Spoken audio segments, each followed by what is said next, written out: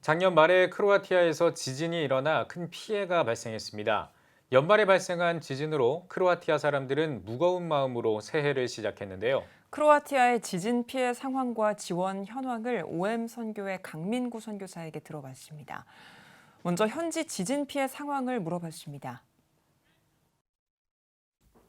지난 12월 29일 오후 12시 19분 크로아티아 수도 자그레브에서 약 50km 떨어진 페트리니아라는 도시에서 강도 6.4의 지진이 있었습니다. 이번 지진이 있기 하루 전인 월요일 새벽 6시 24분에 있었던 강도 5.2와 4.9의 지진이 발생한 직후였기 때문에 큰 건물들은 비워진 상태여서 인명피해는 적었습니다. 하지만 노후된 건물들이 많고 일부 건물은 25년 전에 있었던 세르비아의 전쟁의 피해에도 복구가 안 된 지역이어서 피해가 심각한 상황입니다. 도시 중심 지역에는 피해를 입지 않은 건물이 하나도 없는 상태입니다.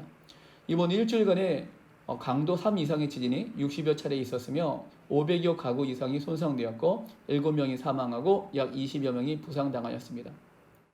네, 피해가 적지 않은 만큼 도움의 손길이 필요해 보이는데요. 지진 피해 현장을 지원하는 현황 들어보겠습니다. 제가 정말 놀란 것은 시민들이 정말 빠르게 움직였다는 것인데요. 지진이 있었던 그날 밤부터 해서 학교와 교회, 심지어 태권도 클럽까지 구호품을 자신들이 모아서 가져다 주겠다면서 메일과 문자들이 오기 시작했습니다.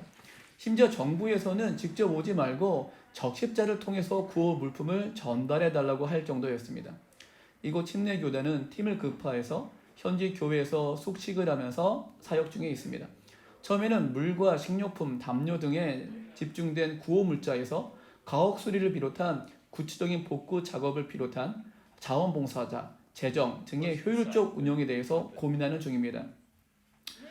또한 시골 마을의 피해가 심각한 가구들을 돌아보고 지원 방법에 대해서 파악 중에 있습니다. 네, 연말에 지진이 일어나면서 크로아티아 사람들이 힘든 새해를 맞이했을 것 같은데요. 현지 사회 분위기는 어떤지 물어봤습니다. 정부는 지진 직후에 연말연시 코로나 방지를 위한 도시간 이동 금지를 해제하고 이동을 허락했습니다. 크로아티아는 거의 한 달 넘게 레스토랑과 카페 그리고 헬스클럽이 영업이 금지된 상태입니다. 하지만 여전히 수많은 사람들이 집에서 모여서 파티를 하며 예년과 같은 새해를 맞이했습니다.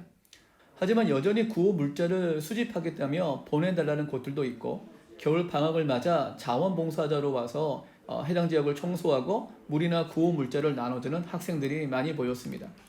많은 교회들은 지진 피해를 입은 지역의 교회와 성도들에 대해서 기도하고 지원 방법에 대해서 나누고 고민하면서 한 해를 시작했습니다. 새해 첫 주부터 이곳 침례교 총회장과 사무총장을 비롯한 관계자들이 모여서 회의를 하고 구체적으로 장기적인 프로젝트를 가지고 진행 중에 있습니다. 네, 마지막으로 한국교회와 성도님들께 전하는 기도 제목 그리고 메시지를 들어봤습니다.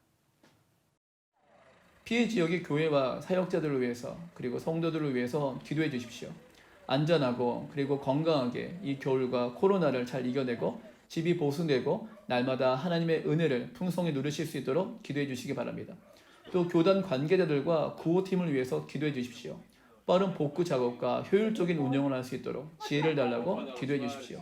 복구 비용을 감당할 수 있는 재정이 모금되도록 기도해 주십시오. 무엇보다도 이 지역의 교회들을 통해서 예수님께서 사람들의 마음과 삶을 치유하시는 일이 일어날 수 있도록 기도해 주십시오. 네, 하루빨리 크로아티아 지진 피해 현장이 복구되고 사회가 안정을 찾길 바라겠습니다.